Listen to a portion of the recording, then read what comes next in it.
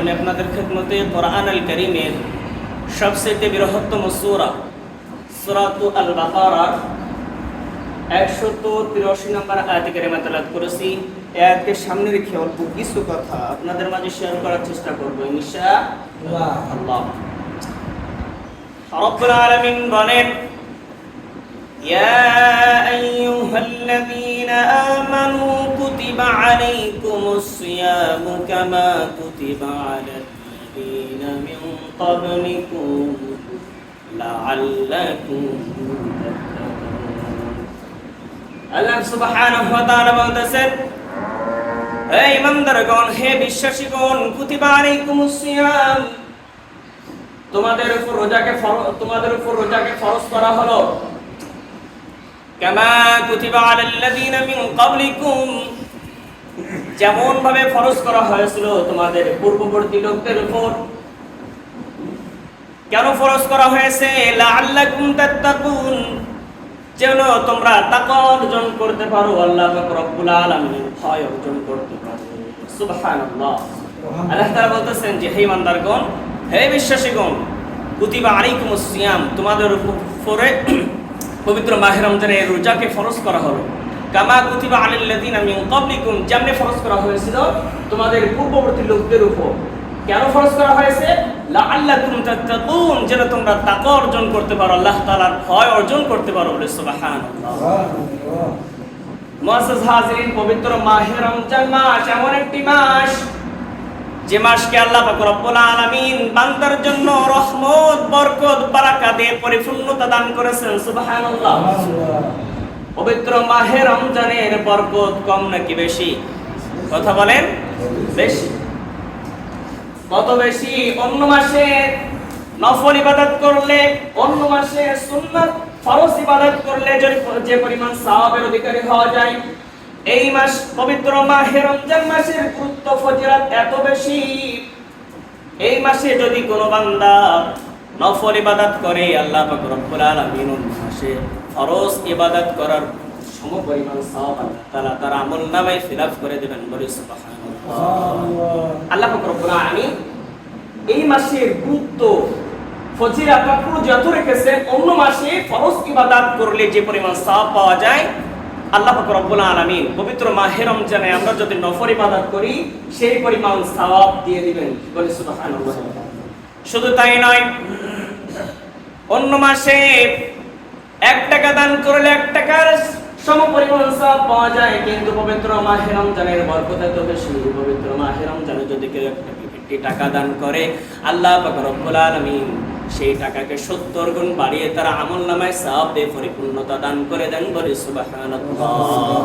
শুধু তাই নয়, অন্য মাসে যে পরিমাণ যে আমলগুলো করবেন, এই মাসে সেগুলো করলে আল্লাহ পাক রব্বুল আলামিন 70 গুণ বাড়িয়ে দিবেন। এই মাসে যদি ফরজ ইবাদত করি, আল্লাহ পাক রব্বুল আলামিন সেগুলো 70 গুণ বাড়িয়ে দিবেন। বলি সুবহানাল্লাহ। কিন্তু দুঃখজনক হলেও সত্য, শারীরিকভাবে সক্ষম, শক্তিশালী, কোনো সমস্যা তার নাই, শারীরিক কোনো সমস্যা নাই, অসুস্থতা নাই, সুঠাম দেহের অধিকারী, যদি বলা হয় ভাই রোজা থাকবে তো, তখন দেখবেন নরম, সুরটা নরম হয়ে যায়। বলে কি হুজুর, গ্যাসের সমস্যা, ডায়াবেটিস, বিভিন্ন অজুহাত আছে না নাই? কথা বলেন। গ্যাসের সমস্যা, ডায়াবেটিস, বিভিন্ন রোগের অজুহাত দেন, রোজা থাকে না। এমন ব্যক্তি আমাদের বাংলাদেশে, অন্য দেশের কথা বাদ দিলাম, বাংলাদেশে 99% আছে না? দুঃখজনক হলো সত্য, পবিত্র মাহে রমজানে আমাদের মা বোনেরা পর্দা করুক বা না করুক, পবিত্র মাহে রমজানে বাংলাদেশের 90% চায়ের দোকান পর্দা করে। কথা বলেন ঠিক কিনা? দেখবেন চায়ের দোকানে কি সুন্দর করে পর্দার ব্যবস্থা করা, চায়ের দোকান পর্দা করে। মা বোনেরা পর্দা করুক চাই না করুক, চায়ের দোকান ঠিকই রমজান মাসকে কেন্দ্র করে পর্দা করে। কেউ যেটা দেখে না, দেখে কে? ওই যে রমজান মাসে রোজা না রেখে আপনি সামর্থ্যবান, আপনার সুঠাম দেহের অধিকারী, সুস্থ ব্যক্তি, এরপরেও যদি রোজা না রাখেন, আল্লাহ পাক রব্বুল আলামিনের ভয় যদি আপনার অন্তরে না থাকেন, না থাকে তাহলে আপনার আমার জন্য যে আল্লাহ পাক রব্বুল আলামিন এত নিয়ামতের মাধ্যমে আমাদেরকে শ্রেষ্ঠত্ব দান করেছেন, তার ফরজ ইবাদত ইসলামের পাঁচটি স্তম্ভের ভিতরে একটি অন্যতম হলো রোজা। আর এই পবিত্র মাহে রমজানের রোজাকে আল্লাহ পাক রব্বুল আলামিন আপনার আমার জন্য ফরজ করেছেন। আর সেটা যদি আপনি আমি পালন না করি, আপনার আমার জন্য যন্ত্রণাদায়ক শাস্তির ব্যবস্থা যিনি করেছেন তিনি কে? কথা বলেন। তার হুকুম যদি না মানি, আমরা যদি পবিত্র মাহে রমজানের রোজাগুলো না রাখি, সে আল্লাহ সুবহানাহু ওয়া তাআলা যে আল্লাহ তাআলা আমাদেরকে নিয়ামতের মাধ্যমে শ্রেষ্ঠত্ব দান করেছেন, তার ভয় যদি না থাকে, রোজা না রাখি ইচ্ছাকৃতভাবে, আপনার আমার জন্য যন্ত্রণাদায়ক শাস্তির ব্যবস্থা তিনি করেছেন তিনি কে? কি শাস্তি? সংক্ষেপে বলার চেষ্টা করি। বিশ্বনবী সাল্লাল্লাহু আলাইহি সাল্লাম বলেন, আমি একদিন হঠাৎ ঘুমের ভিতরে স্বপ্ন দেখলাম, দুইজন ব্যক্তি আমার কাছে আসলেন। আসার পরে দুই বাহুর উপরে ভর করে বিশ্বনবী সাল্লাল্লাহু আলাইহি সাল্লাম স্বপ্নে যেটা দেখেছেন সেটা বর্ণনা করতেছেন। আমি স্বপ্নের ভিতরে লক্ষ্য করে দেখলাম, দুইজন ব্যক্তি স্বপ্নের ভিতরে আমার কাছে আসলেন। আসার পরে দুই বাহুর উপরে ভর করে আমাকে নিয়ে গেলেন বিশাল দুর্গম একটি পাহাড়ের নিচে গিয়ে দাঁড় করালেন। বিশাল উঁচু পাহাড়ের নিচে দাঁড় করিয়ে আমাকে বললেন, ইয়া রাসূলুল্লাহ, ইয়া হাবিবাল্লাহ, এই বিশাল দুর্গম পাহাড়ে, উঁচু পাহাড়ে আপনি উঠেন। বিশ্বনবী সাল্লাল্লাহু আলাইহি ওয়াসাল্লাম বলেন, এত বড় দুর্গম পাহাড়, উচ্চ পাহাড় আমি কিভাবে উঠবো? বিশ্বনবী সাল্লাল্লাহু আলাইহি ওয়াসাল্লামকে সেই দুইজন বললেন, ইয়া রাসূলুল্লাহ, ইয়া হাবিবাল্লাহ, চিন্তার কোনো কারণ নাই, লা তাহজান, চিন্তার কোনো কারণ নাই, আপনাকে আমরা নিজেরাই সাহায্য করব, আপনি উঠেন। সেই দুইজন ব্যক্তির উপর ভর করে বিশ্বনবী সাল্লাল্লাহু আলাইহি ওয়াসাল্লাম সেই দুর্গম পাহাড়ের উপরে উঠলেন। দুর্গম পাহাড়ে উঠে বিশ্বনবী সাল্লাল্লাহু আলাইহি ওয়াসাল্লাম বিকট আওয়াজ শুনতে পেলেন। ভালোভাবে শোনার জন্য, ভালোভাবে অনুভব করার জন্য, দেখার জন্য সেই বিশাল দুর্গম উঁচু পাহাড়ের মাঝখানে চলে গেলেন। অতঃপর বিশ্বনবী সাল্লাল্লাহু আলাইহি ওয়াসাল্লাম লক্ষ্য করে দেখলেন, কিছু কিছু মানুষের, এক শ্রেণীর মানুষের পা দুটো উপরের দিকে ঝোলানো, মাথা নিচে, কোন দিকে? মাথা নিচে, পা দুটো উপরের দিকে বাঁধা ঝোলানো, করাত দিয়ে এই মুখের ভিতরে, এই যে মুখের ভিতরে দ্বিখণ্ডিত করা হচ্ছে, করাত দিয়ে কাটা হচ্ছে। এমন তো অবস্থায় তারা চিৎকার করতেছে। বিশ্বনবী সাল্লাল্লাহু আলাইহি ওয়াসাল্লাম ওই দুইজন ব্যক্তিকে বললেন, এরা কারা? এদের অপরাধ কি? এদের এই হালাত কেন?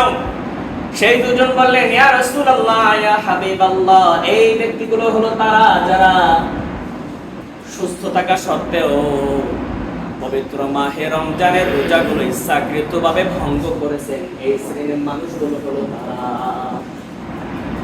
মুআজ্জাজ হাজিরিন, তাহলে যন্ত্রণাদায়ক শাস্তি আপনার আমার জন্য যে আল্লাহ পাক রব্বুল আলামিন রেখেছেন, সহ্য করতে পারবেন? কথা বলেন। ইচ্ছাকৃতভাবে রোজা ভাঙি, তাদের জন্য এই শাস্তি। শুধু তাই নয়, আমরা দুনিয়ার আগুন সামান্য হাতে লাগলে হাত পুড়ে যায়, পায়ে লাগলে পা পুড়ে যায়, শরীরের যে অঙ্গে লাগে সে অঙ্গটা পুড়ে ছারখার হয়ে যায়। কিন্তু জাহান্নামের আগুনের তীব্রতা এত বেশি, যদি শরীরের কোথাও স্পর্শ করে আগে কলিজাটা পুড়ে ছারখার হয়ে যাবে। সহ্য করতে পারবেন? তাহলে ইচ্ছাকৃতভাবে যে রোজা ভাঙে, অন্তরে কার ভয় থাকা লাগবে? কথা বলেন। আড়ালে, চায়ের দোকানে, পর্দার ভিতরে আপনি সুস্থ মানুষ ইচ্ছাকৃতভাবে রোজা ভেঙে গোপনে খাইতেছেন, পর্দা দেওয়া কেউ না দেখলে একজন মালিক ঠিকই দেখেন, তিনি কে? আল্লাহ রব্বুল আলামিন ঠিকই দেখেন। মুআজ্জাজ হাজিরিন, বিশ্বনবী সাল্লাল্লাহু আলাইহি ওয়াসাল্লাম মসজিদে নববীর ভিতরে একদিন প্রবেশ করে জুমার দিনে প্রথম সিঁড়িতে পা রাখলেন, বললেন আমিন। দ্বিতীয় সিঁড়িতে পা রাখলেন, বললেন আমিন। তৃতীয় সিঁড়িতে পা রাখলেন, বললেন আমিন। সাহাবায়ে কেরাম হতবাক হয়ে গেলেন। ইতিপূর্বে তো বিশ্বনবী সাল্লাল্লাহু আলাইহি ওয়াসাল্লাম কি এমনটা করতে কখনো আমরা লক্ষ্য করে নাই, আজকে কেন ভিন্ন অবস্থা? বিশ্বনবী সাল্লাল্লাহু আলাইহি ওয়াসাল্লামের কাছে সমস্ত সাহাবারা পরে জিজ্ঞাসা করলেন, ইয়া রাসূলুল্লাহ, ইয়া হাবিবাল্লাহ, মাফ করবেন, ইতিপূর্বে আমরা তো কখনো এমনটা লক্ষ্য করে নাই, আজকে যেমনটা লক্ষ্য করলাম, প্রথম সিঁড়িতে পা রাখলেন, বললেন আমিন। দ্বিতীয় সিঁড়িতে পা রাখলেন, বললেন আমিন। তৃতীয় সিঁড়িতে পা রাখলেন, বললেন আমিন। ইয়া রাসূলুল্লাহ, ইয়া হাবিবাল্লাহ, এর মর্মার্থ কি? এর মিনিং কি? এর অর্থ কি? আমাদেরকে একটু বুঝিয়ে বলুন। বিশ্বনবী সাল্লাল্লাহু আলাইহি সাল্লাম বললেন, আমি যখন প্রথম শীতে পা রাখলাম, ভাই জিবরাইল এসে আমার কানে কানে বললেন, ইয়া রাসূলুল্লাহ, ইয়া হাবিবাল্লাহ, আপনার ওই উম্মত ধ্বংস হয়ে যাক যে আপনার নাম শোনা মাত্র দুরূদ পাঠ করলো না। বিশ্বনবী সাল্লাল্লাহু আলাইহি সাল্লাম শুনে বললেন, আমিন।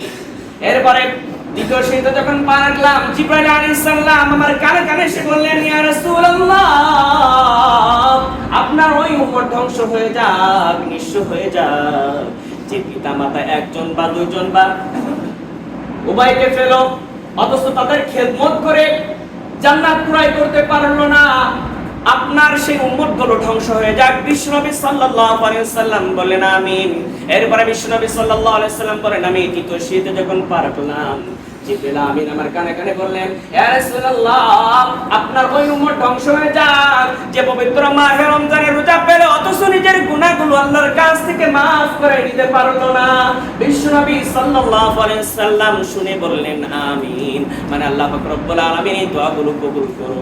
আপনারাই বলেন, যেখানে বিশ্বনবী সাল্লাল্লাহু আলাইহি ওয়াসাল্লাম এবং জিবরাইল আলাইহিস সালাম স্বয়ং নিজেরাই দোয়া করেছেন, সেই দোয়া কি কবুল হবে কিনা? কথা বলেন।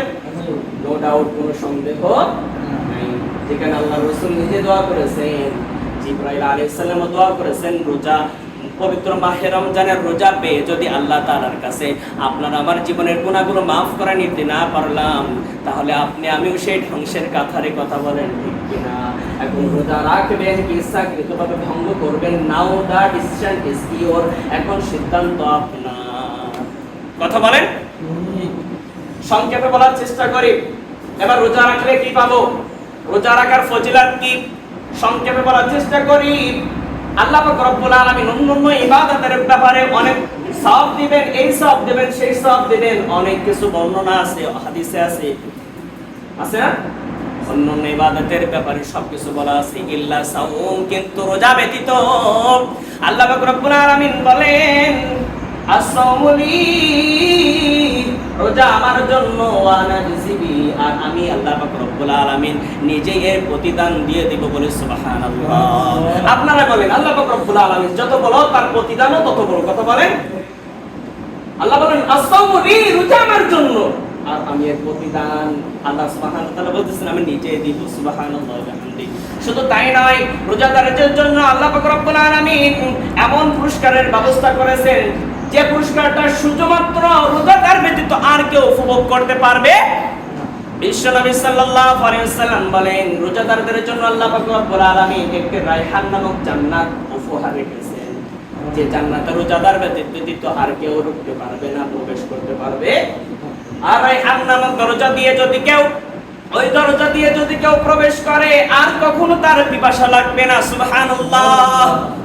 আল্লাহ পাক রব্বুল আলামিন রোজাদারদের জন্য কত যে আল্লাহ পাক রব্বুল আলামিন বলেছেন যে as-sawmu li, রোজা আমার জন্য, ওয়ানা জিবি, আর এর প্রতিদান আমি নিজেই দেব। সুবহানাল্লাহ। এর চেয়ে বড় কিছু আর হতে পারে না যে আল্লাহ পাক রব্বুল আলামিনের জন্যই রোজা। কারণ নামাজ বলেন, হজ বলেন, যাকাত বলেন, আদার্স যত ইবাদত আছে সবকিছু মানুষকে দেখানোর জন্য করা যায়। কোন পাগল না খেয়ে, সারাদিন না খেয়ে কাউকে দেখানোর জন্য রোজা রাখবে না। কথা বলেন ঠিক কিনা? কোন পাগল না খেয়ে কাউকে দেখানোর জন্য রোজা রাখবে না, একমাত্র ইল্লা আল্লাহ, একমাত্র আল্লাহ রাব্বুল আলামিন। সেজন্য আল্লাহ বলেছেন, রোজা আমার জন্য, আর আমি এর প্রতিদান নিজেই দিব। সুবহানাল্লাহ। আল্লাহর কাছ থেকে প্রতিদান নেবেন, তাহলে বুঝেন কত বড় প্রতিদান। এবার সংক্ষেপে বলি, ইফতারি, অনেকজন ইফতারি খাওয়াতে চান না। ইফতারি খাওয়ালে কি কি উপকার আর কি কি ফজিলত আপনার জন্য রেখেছেন আল্লাহ পাক রব্বুল আলামিন। বিশ্বনবী সাল্লাল্লাহু আলাইহি ওয়াসাল্লাম বলেন, কোন ব্যক্তি তার হালাল উপার্জন থেকে, কি উপার্জন থেকে, জোরে কথা বলেন, আমি কি কবরস্থানের কথা বলছি? হালাল উপার্জন থেকে কোন রোজাদার ব্যক্তিকে যদি ইফতারি করায়, তার জন্য 3টা পুরস্কারের ব্যবস্থা করেছেন আল্লাহ সুবহানাহু ওয়া তাআলা। কয়টা? 3টা পুরস্কার। 1 নম্বর পুরস্কার হলো আল্লাহ পাক রব্বুল আলামিন তার জীবনের সমস্ত গুনাহগুলো maaf করে দিবেন, বলে সুবহানাল্লাহ। কোন ব্যক্তি হালাল উপার্জন থেকে যদি রোজাদারকে ইফতারি করায়, 2 নাম্বার পুরস্কার হলো জাহান্নামের আগুন থেকে আল্লাহ পাক রব্বুল আলামিন তাকে পরিত্রাণ দিবেন। সুবহানাল্লাহ। শুধু তাই নয়, আল্লাহ পাক রব্বুল আলামিন ওই ব্যক্তির জন্য যে তার হালাল রুজি থেকে রোজাদার ব্যক্তিদেরকে ইফতারি করাবে, 3 নাম্বার পুরস্কার হলো আল্লাহ পাক রব্বুল আলামিন বলেছেন যে যে ব্যক্তি রোজা রাখলো সে যে পরিমাণ সওয়াবের অধিকারী হয়ে গেল, আল্লাহ পাক রব্বুল আলামিন রোজাদারকে ইফতারি করানোর কারণে সেই পরিমাণ সওয়াব তার আমলনামায় দিয়ে ফিলাপ করে দেবেন। বলে সুবহানাল্লাহ। সুবহানাল্লাহ। পুরস্কার কম নাকি বেশি? এক, আল্লাহ পাক রব্বুল আলামিন আপনার আমার আমলনামা যত বদ আমল আছে, গুনাহ আছে, আল্লাহ তাআলা সেগুলো মাফ করে দিবেন। দুই নম্বরে জাহান্নামের আগুন থেকে পরিত্রাণ দিবেন। তিন নম্বর হলো রোজাদারকে ইফতারি করাইছেন, সেই রোজাদার যে পরিমাণ সওয়াব পেয়েছেন সেই পরিমাণ সওয়াব আল্লাহ তাআলা আপনাকে আমাকেও গিফট করবেন। সুবহানাল্লাহ। শুধু কি তাই? আমরা মনে করি, আমার কাছে একজন প্রশ্ন করছেন, সত্যি কথা বলতে একেবারে সত্য লেখা, বলতেছেন যে হুজুর আমি যদি কারোর ইফতারি খাই তা শুনলাম নাকি আমার সেই রোজার সওয়াব নাকি তার আমলনামায় চলে যাবে। সে তার জ্ঞান অনুযায়ী বলেছে, এটা স্বাভাবিক। স্বাভাবিক অর্থে এটা আসে যে আমি কারোর ইফতারি করলাম, তা আমি যে সারাদিন রোজা রেখে যে সওয়াব পেয়েছি এটা যদি তার আমলনামায় চলে যায় তা আমার লাভ কি? একেবারে সত্যি। একটা মহিলা আমার কাছে প্রশ্ন করেছে, এখন আপনারাই বলেন, মোমবাতি থেকে যদি কোটি কোটি মোমবাতি ধরানো হয়, ওই মোমের আলো থেকে যদি কোটি কোটি মোমবাতি ধরানো হয়, ওই মোমবাতির আলো কি কখনো কমবে?